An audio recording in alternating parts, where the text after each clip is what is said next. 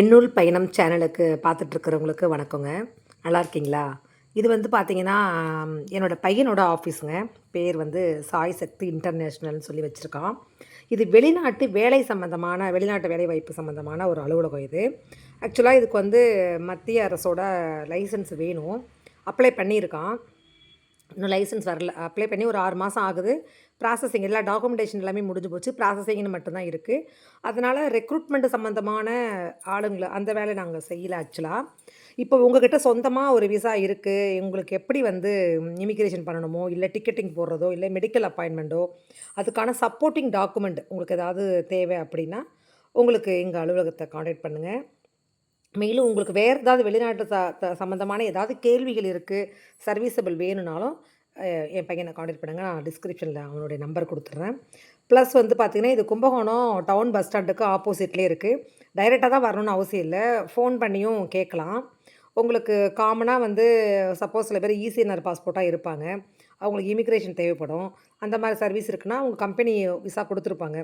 அந்த மாதிரி தேவைப்பட்டால் கூட உங்களுக்கு டிஸ்பிளேயில் நம்பர் கொடுக்குறேன். நீங்கள் அந்த நம்பருக்கு கான்டாக்ட் பண்ணி அது சம்மந்தப்பட்ட விஷயங்களை தெரிஞ்சுக்கோங்க. ஆக்சுவலாக வந்து பார்த்தீங்கன்னா, நான் வந்து ஒரு சிங்கப்பூரில் ஒரு ஒரு 8 இயர்ஸ் வந்து வேலை பார்த்துருக்கேன். கன்ஸ்ட்ரக்ஷன் கம்பெனிலையும் வேலை பார்த்துருக்கேன். ப்ளஸ் வந்து எம்ப்ளாய்மெண்ட் ஏஜென்சிலையும் வேலை பார்த்துருக்கேன். நான் தான் ஆக்சுவலாக இந்த ரெக்ரூட்மெண்ட் சர்வீசஸ் நான் தான் பண்ணிக்கிட்டு இருந்தேன். நடுப்புற கொஞ்சம் எனக்கு கொஞ்சம் சில இப்போ யாருங்க வேலைக்கு போகிறாங்க காமனா? என் பையன் என்னையே பார்த்து வளர்ந்துருக்கான். இன்றைக்கி யாருக்குமே கையில் நார்மலாக நீங்களும் வீடியோ பார்த்துட்டு தான் இருப்பீங்க, இந்த வீடியோ பார்க்குறவங்களும். ஸோ உங்களை ஹர்ட் பண்ணுறதா நினைக்காதீங்க. எல்லாருமே வேலைக்கு போகிறதே இப்போ பெருசாக விரும்ப மாட்டேங்கிறாங்க. அதனாலேயே பார்த்தீங்கன்னா, அது மட்டும் இல்லை, நம்ம நாடு வந்து வளர்ந்துருச்சு ஆக்சுவலாக. நீங்கள் நம்பினாலும் சரி நம்பாட்டியும் சரி, இன்றைக்கி நமக்கு நிறைய ப்ராப்ளம் இருக்குது. நம்ம வந்து கொஞ்சம் வளர்ந்துருக்கோம் தான். அதனால் உங்களுக்கு துபாயோட கரன்சி வேல்யூவோ அப்படி இல்லை எந்த ஒரு கண்ட்ரிஸும் இப்போ யூஎஸும் உங்களுக்கு குவைத்தும் தவிர மற்ற எல்லா கண்ட்ரிஸ் வேல்யூமே நம்மளுடைய மணி வேல்யூ கொஞ்சம் கம்மியாக இருக்குது. ஒரு 1000 திர்ஹாம் சேலரி துபாயில் கொடுக்குறாங்கன்னு வச்சுக்கோங்களேன். இப்போ வந்து அந்த 1000 தான் வந்து ஒரு இந்தோனேஷியன் போனாலும் சரி, ஒரு ஸ்ரீலங்கன் போனாலும் சரி, ஒரு இந்தியன் போனாலும் சரி, பங்களாதேஷி, பாகிஸ்தானி யார் போனாலுமே இந்த 1000 திர்ஹாம் சேலரி தான் கொடுப்பாங்க. ஆனால் அவங்களோட எக்ஸ்பெக்டேஷன் எப்படி இருக்குது அப்படின்னு பார்த்தீங்கன்னா, நமக்கு வந்து ஒரு 50,000 சம்பளம் வேணும், ரூ. 1,00,000 சம்பளம் வேணும் எடுத்த உடனே அப்படின்ற மாதிரி இங்கே உள்ள யங்ஸ்டர்லாம் நினைக்கிறாங்க. அது இங்கேயே ஒரு 18,000 சம்பளம் பேசி கொடுக்குறாங்க, உண்மைதான். ஆனால் இங்கே மிச்சம் பண்ண முடியாது. அந்த நாட்டுக்கு போனால் மிச்சம் பண்ணலாம். இங்கேருந்து எல்லாருமே வந்து சரியான பாதையில் போகிறாங்கன்னு சொல்ல முடியல. அவங்கவுங்களுக்கு நேரம் சரியில்லை, பல தரப்பட்ட காரணங்கள் இருக்கலாம் வெளிநாட்டுக்கு போகணுன்னு முடிவு பண்ணுறவங்களுக்கு. ஸோ ஏதோ ஒரு விஷயத்துக்கு போகிறாங்கன்னும் போது எல்லாருமே பெருசாக முன்னுக்கு வந்தாங்க, எல்லாருமே வந்து எடுத்த உடனே ஸ்டார்டிங்கெல்லாம் செஞ்சாங்கன்னு கிடையவே கிடையாது. இன்றைக்கி யாரோ ஒருத்தவங்க வெளிநாட்டில் போய் ஒரு பெருசாக ஒரு வீடு கட்டி வச்சுருப்பாங்க. அவங்கள எய்த்து வீட்டில் உள்ளவங்க பார்த்துக்கிட்டே இருப்பாங்க. ஓகே, அவங்க வெளிநாட்டுக்கு போய் தான் இந்த மாதிரிலாம் பெரிய ஆளாக வளர்ந்துருக்காங்கன்னு நினைப்பாங்க. ஆனால் அது அவங்க அந்த இடத்துக்கு வரத்துக்கு ரொம்ப ஸ்ட்ரகிள்ஸ்லாம் தாண்டி தான் வந்திருப்பாங்க எல்லாருமே. ஒரு மேனேஜர் போஸ்டிங் போனாலும் சரி, சூப்பர்வைசர் போஸ்டிங் போனாலும் சரி, எல்லா இடங்கள்லையுமே நீங்கள் நிறைய ஸ்ட்ரகிள்ஸ் தாண்டி தான் இன்றைக்கி வரணும். அது இங்கே உள்ளவங்களுக்கு புரிய மாட்டேங்குது. இப்போ யூரோப்புக்கு வேலை வேணும், அந்த மாதிரி பெருசு பெருசாக நினைக்கிறாங்க. ஆனால் அதுக்கெல்லாம் ரொம்ப பாசிபிலிட்டி கிடையாது. அவ்வளோ ப்ராசஸிங்கு அது இதுன்னு ஏகப்பட்ட இது இருக்குது. நமக்கு வந்து இப்போ உங்களுக்கு எப்படி வந்து ஈஸி கோ த்ரூவோ அந்த மாதிரி தான். நான் என் பையனுக்கு சஜெக்ஷன் பண்ணுறது என்னென்னா, கல்ஃப் கண்ட்ரிஸ் ஒன்றும் ப்ராப்ளம் கிடையாது, அதை பண்ணு. சிங்கப்பூர் வந்து ரொம்ப ஹை காஸ்ட்டு தான். இன்றைக்கி உள்ள நிலவரத்துக்கு பெருசாக சாதிக்க முடியாது. எனக்கு தெரிஞ்சுல நிறைய கம்பெனிஸ் வந்து துபாய் அந்த மாதிரி அரபு கண்ட்ரீஸ்லலாம், துபாய் தான் ஆக்சுவலாகவே, மற்ற நாடுங்கள்லாம் எப்படின்னு எனக்கு தெரியல. துபாயிலலாம் வந்து பார்த்தீங்கன்னா, நிறைய ஃப்ரீ விசாலாம் குடுக்குறாங்க அப்படின்னா, அதுக்கு போய் வேலை பார்க்குறவங்க ரொம்ப குறைவு. ஏன்னா அந்த மணி வேல்யூ. நம்ம ஊர் காசுக்கு ஒரு ரூ. 25லேருந்து ஒரு 30,000 வரைக்கும் தான் மிச்சம் பண்ணி ஊருக்கு அனுப்ப முடியும். பேசிக்கே 27,000 தான். ப்ளஸ் அவங்க சாப்பிடணும், அக்காமடேஷன் மட்டும் தான் குடுப்பாங்க. மற்றபடி அவங்களுக்கு ஃபுட் இருக்குது, ப்ளஸ் ஓவர் டைம் 2 ஹவர்ஸ் கிடைக்கும். இந்த மாதிரி சில பல காரணம் இருக்குங்கிறதுனால யாருமே விரும்ப மாட்டேங்கிறாங்க.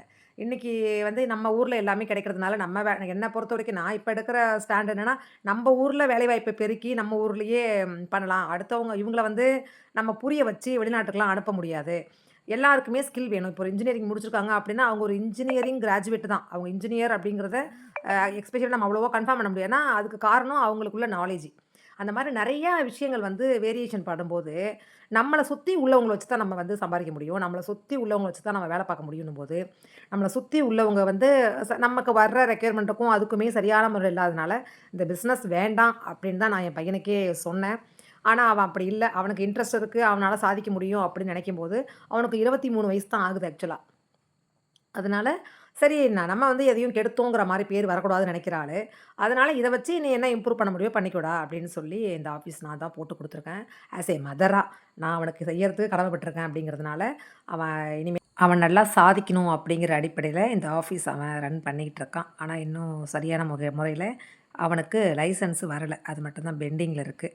அதனால் மற்ற வேலையை அவன் பார்த்துட்ருக்குறான். அது ரிலேட்டடாக இப்போ டூர்ஸ் அண்ட் ட்ராவல்ஸ்ன்னு ரெஜிஸ்டர் பண்ணி வச்சுருக்கான். ஸோ அது சம்மந்தமான நாலேஜ் அவன் வளர்த்துக்கிட்டு இருக்கான். அவன் இன்னும் இதில் ₹1 இன்னும் சம்பாதிக்கலங்க. இப்போ இதுவே வந்து ஆக்சுவலாக வந்து நான் ப்ரமோட் பண்ணணும். இந்த வீடியோ போகுமா நல்லா, போகலையான்னு எனக்கு தெரியல. அவனுக்கிட்ட இவ்வளோ விஷயத்த கொஞ்சம் எக்ஸ்போஸ் பண்ணணும் அப்படிங்கிறதுனால, இதுக்குள்ள நான் தான் வந்து இந்த வீடியோ உள்ள மிங்கிள் பண்றேன். நீங்க நினைக்கலாம், என்னடா இது எண்ணுள் பயணம்ன்ற சேனலுக்கும் இந்த டாபிக்குக்கும் சம்மந்தமே இல்லாம இருக்கேன்னு. இருக்குங்க. நெறைய இருக்கு. ஒரே நாள்ல எல்லாமே சொல்லிட முடியாது. இப்ப தான் முதல் கட்டமாவே என்னோட ஆஃபீஸ நான் வந்து வேண்டாம் அப்படின்னு ஒரு பிசினஸ விட்டுட்டு, என் பையன் வேணும் அப்படின்னு பிடிவாதமா ஒரு பிசினஸ அத அவன் வேற இடத்துல ஸ்டார்ட் பண்ணி, புதுசா நியூலி அவன் ஸ்டார்ட் பண்ணி வச்சிட்டுருக்கான். எல்லாமே ரிஜிஸ்ட்ரேஷன் அண்டர் அவனோட பேர்ல அவன் ரெஜிஸ்டர் பண்ணி எனக்கு வேணும் அப்படின்னு அவன் ரொம்ப பிடிவாதமான ஒரு ஸ்டாண்ட்ல அவன் நிக்கிறான். நான் வேண்டாம் அப்படின்னு சொல்லி நான் வேற ஒரு ஸ்டாண்ட்ல நான் திரும்பி நிக்கிறேன். எனக்கு ஒரு 12 வருஷமா ஒரு மிகப்பெரிய கனவு ஒண்ணு. அந்த கனவ நோக்கி நான் பயணம் பண்ணணும்னு நெனச்சுக்கிட்டு நின்னேன். இப்ப இவனோட வேலை முடிஞ்சதுக்கப்புறம் என் கனவ நான் நோக்கி பயணம் பண்ணலான்னு நெனச்சேன். ஆனா, இவனோட வேலை இன்னும் முடியல. அதனால இது அப்படியே நிக்குது. அதனால நீங்க என் பையனுக்கு சப்போர்ட் பண்ணுங்க. நம்மளோட இன்னும் அடுத்த பயணத்த அப்புறம் தொடங்குவோம். உங்களுக்கு யாருக்காவது தெரிஞ்சவங்களுக்கு யாருக்காவது சர்வீஸ் தேவைன்னா எங்கள கான்டாக்ட் பண்ணுங்க. நம்ம சேனல சப்ஸ்கிரைப் பண்ணிக்கோங்க. பக்கத்துல உள்ள பெல் ஐகான் குடுத்து ஆல்ன்னு குடுங்க. அப்பதான் நாங்க போடுற ஒவ்வொரு வீடியோவும் உங்கள வந்து சேரும். இன்னும் என்னோட பயணத்தில நான் முதல் படிய கூட உங்கள்ட்ட ஷேர் பண்ணல. என் பயணத்தோட ஏற்கனலேயே செஞ்ச பயணம் முடிவடைஞ்சு, என் பையனோட பயணத்த பத்தி மட்டும் தான் நான் உங்கள்ட்ட ஷேர் பண்ணியிருக்கேன். இதுக்கப்புறம் தான் அவங்களுக்கு என்ன நம்ம செய்றோம், எது எது சரியா இருக்கா, தப்பா இருக்கா அப்படிங்கிற விஷயங்களே இதுக்கப்புறம் தான் வரும். ஸோ நான் ஒவ்வொரு நாளும் போடுற வீடியோ வந்து உங்கள வந்து சேரும் கண்டிப்பா. கூடிய சீக்கிரமாவே நான் ஃபேஸ் ரிவ்யூ குடுப்பேன். அதனால கொஞ்சம் கொஞ்சம் தைரியம் வந்துகிட்டுருக்கு. இப்ப தான் டே 1 முடிஞ்சு டே 2க்குள்ள இருக்கேன். ஸோ டெஃபினெட்லி ஃபேஸ் ரிவ்யூ குடுப்பேன். அதே நேரத்தில நம்ம சேனல சப்ஸ்கிரைப் பண்ணி வச்சுக்கோங்க. அப்பதான் கதையோட மிச்சத்த நம்ம கேட்க முடியும், தெரிஞ்சுக்க முடியும். யாராவது ஒரு சில பேர் கரெக்ஷன் பண்ணிக்கிறதுக்கு வாய்ப்பு இருக்கு. நன்றிங்க. வணக்கம்.